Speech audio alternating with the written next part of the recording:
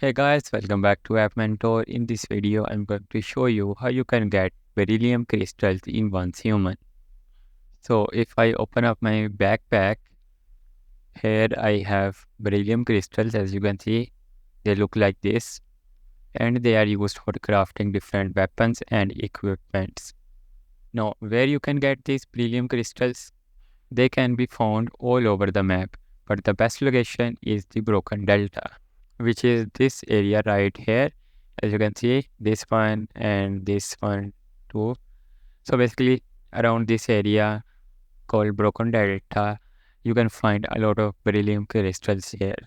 And as you can see that I have only unlocked this area of the map.